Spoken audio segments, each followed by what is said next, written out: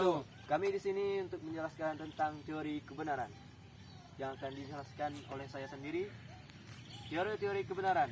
Seorang manusia memiliki akal dan selalu berusaha untuk menemukan sebuah kebenaran. Salah satu cara yang sudah ditempuh untuk memperoleh kebenaran yaitu dengan metode melalui pengalaman atau kebenaran, yaitu dengan metode melalui pengalaman atau empiris.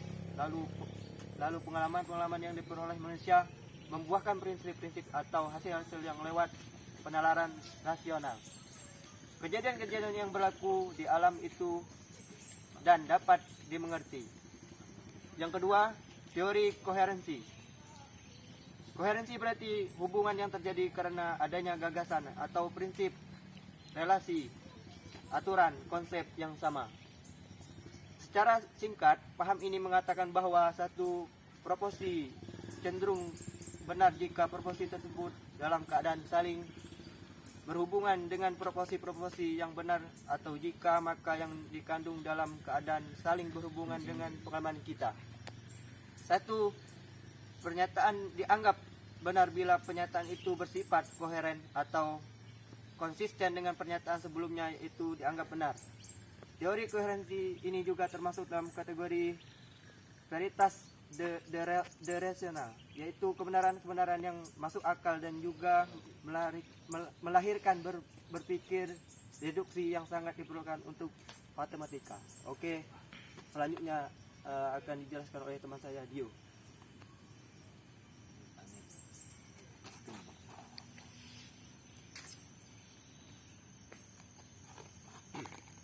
Teori kebenaran pragmatis.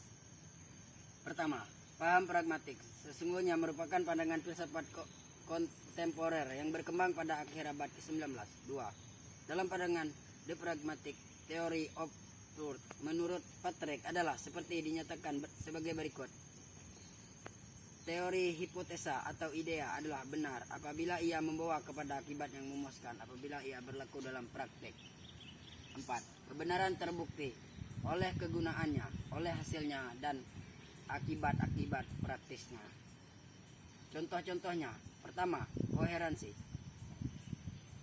Teori koherensi adalah jumlah sudut bangun ruang segitiga. Pada kenyataannya, jumlah sudut semua jenis bangunan ruang segitiga adalah 180 derajat, sehingga jika ada yang menyatakan jumlah sudut semua jenis bangun ruang segitiga di bawah atau lebih dari itu, maka tanpa harus melihat bukti nyata segitiga tersebut, kita bisa menilai bahwa pernyataan tersebut salah karena tidak sesuai dengan postulat.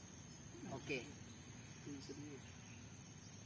Selanjutnya akan dijelaskan oleh teman saya, Isan. Teori kebenaran korespondensi.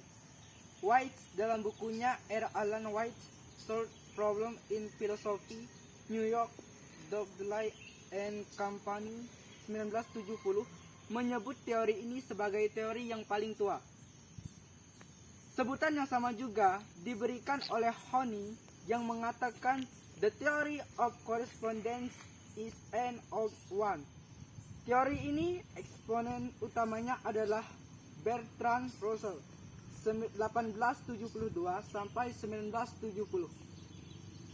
Inti ajarannya tentang kebenaran adalah bahwa suatu pernyataan itu benar jika makna yang dikandungnya sungguh-sungguh merupakan hal yang dinamakan paham korespondensi. Kebenaran atau keadaan benar merupakan kesesuaian antara makna yang dimaksudkan oleh suatu pernyataan dengan apa yang sesungguhnya merupakan halnya atau apa yang merupakan fakta-faktanya. Terima kasih. Oke, selanjutnya akan dijelaskan oleh teman saya, Fikri Dermawan. Contoh-contohnya. 1. Koherensi. Teori koherensi adalah jumlah sudut bangun ruang segitiga. Pada kenyataan, jumlah sudut semua jenis bangunan ruang segitiga adalah 180 derajat. Sehingga jika ada yang menyatakan jumlah sudut semua jenis bangun ruang segitiga di bawah atau lebih dari itu, maka tanpa harus melihat bukti nyata segitiga tersebut, kita bisa melihat bahwa pernyataan tersebut salah karena tidak sesuai dengan postulat. Contoh yang kedua, pragmatis. teori kebenaran pragmatik dalam lingkungan masyarakat, yaitu seseorang yang mengemukakan ide untuk menciptakan suatu alat untuk penggiling daging. Kemudian ide tersebut dikembangkan sehingga terciptanya alat giling tersebut dan dapat digunakan oleh masyarakat untuk mempermudahkan proses penggilingan daging dengan cepat dan ringkas. Maka alat penggiling ini dianggap benar karena mempunyai fungsi dan kegunaan untuk masyarakat. Kata kunci teori ini adalah kegunaan atau utility, dapat dikerjakan, akibat atau pengaruhnya yang memuaskan. Oke, sekian dari kami. Wassalamualaikum warahmatullahi wabarakatuh. Waalaikumsalam warahmatullahi wabarakatuh. Wah, anjay.